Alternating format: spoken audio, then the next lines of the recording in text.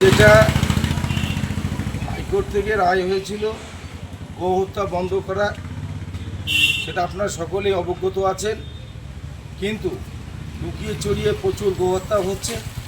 গোমাংস ফলের ক্যারেটে করে নিয়ে গিয়ে সাইকেলে করে গ্রামের ভিতরে গিয়ে সেখানে বিক্রি করছে ফলের মতো করে।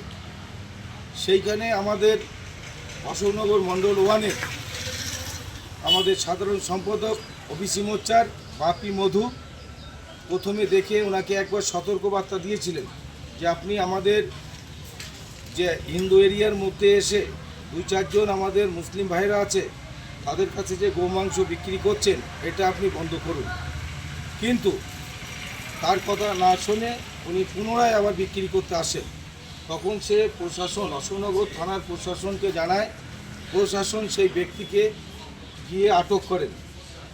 তার প্রতিবাদে কি হয়েছে যে তাকে সন্ধ্যার সময় সে বাড়িতে ঘুমিয়েছিল, ঘুমন্ত অবস্থায় তাকে তুলে নিয়ে গিয়ে জোরপূর্বক মুখের মধ্যে মেরে মুখ খুলিয়ে তাকে মদ্যপান করিয়ে তাকে বিভৎসভাবে বেধড়ক মারধর করেছেন। সে প্রাণ সংশয়ের মধ্যে রয়েছে। সে বর্তমানে অশোকনগর বাইজাম হসপিটালে চিকিৎসাধীন রয়েছে। আমরা থানায় এসেছিলাম ওবিসি মোর্চার পক্ষ থেকে। আমাদের মণ্ডল সভাপতি, জেনারেল সেক্রেটারি, ভাইস প্রেসিডেন্ট, আমাদের যারা সাংগঠনিক পদে নেতা নেতৃত্ব আছেন সকলেই আমরা বড়বাবুর কাছে এসেছিলাম। বড়বাবুর কাছে আমাদের একটাই দাবি ছিল, তাকে 2-4 জন তো নয়, তারা সংঘবদ্ধভাবে দলবদ্ধভাবে এসে তারা বাড়ির থেকে তাকে তুলে নিয়ে গেছিল। তার সঙ্গে আরও যারা ছিল তাদেরকে আটক করে যে আইনের বিরোধিতা করছে এবং যে তারা গায়ে চড়ে গোমাংস বিক্রি করছে এর প্রতিবাদ জানানো এবং এর যে ওকে যে মেরেছে তার প্রত্যক্ষ বিচার শাসকের দ্বারা আমরা চাইছি। কোথায় হয়েছিল এই ঘটনাটা?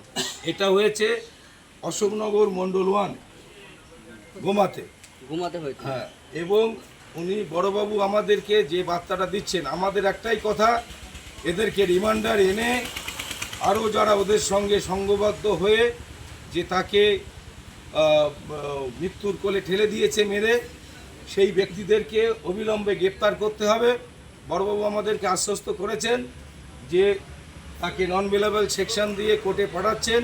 কোর্টেও আমাদের অ্যাডভোকেট থাকবেন এবং তাদেরকে অবিলম্বে গ্রেপ্তার করে কোর্টে জেলের আপাততে তাদের পাঠানোর জন্য।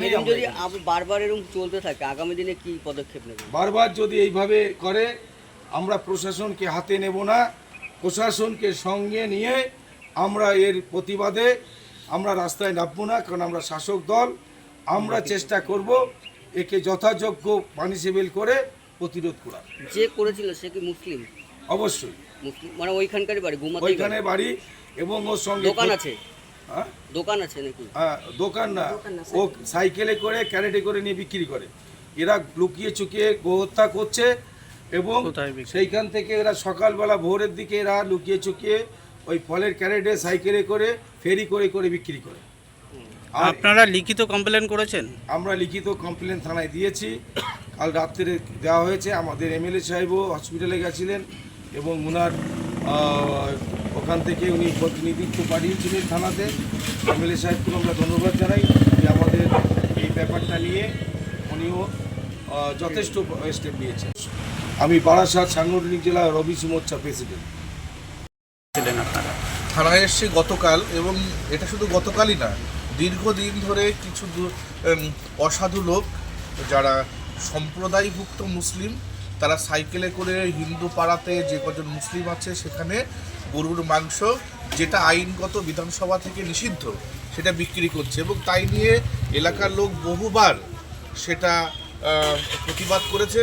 এবং যে ব্যক্তিকে আমাদের যিনি দলীয় কর্মী মণ্ডলের জিএস, তাকে যে মেরেছে সেও বিগত কয়েকদিন আগেও তাকে বলেছে আপনি হিন্দু পাড়াতে এসে গরুর মাংস বিক্রি করবেন না। তারপরেও যখন সে আবার বিক্রি করতে দেখে তখন সে থানাকে জানায়, থানা তাকে অ্যারেস্ট করে এবং তাকে ঘুমন্ত অবস্থায় তুলে নিয়ে গিয়ে নৃশংসভাবে তাকে মারা হয়। এবং এর প্রতিবাদ কালকে আমরা সকলে মিলে করি, থানায় আসি, লিখিত কমপ্লেন করি এবং এর যথাযথ শাস্তি যাতে হয় তার জন্য আমরা দলীয় সবাই মিলে একত্রে জমা হয়েছে। এই গরুর মাংস হিন্দু পাড়াতেই নেওয়া হচ্ছে কেন?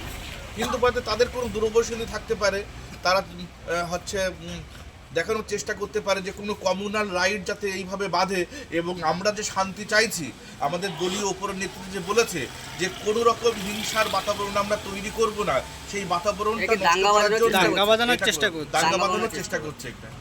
কিন্তু আমরা ওদের ওই ফাঁদে পা দেবো না, আমরা শান্তি বজায় রাখবো, আমরা প্রশাসনের মাধ্যম দিয়েই আমরা শাস্তির বিধান চাই।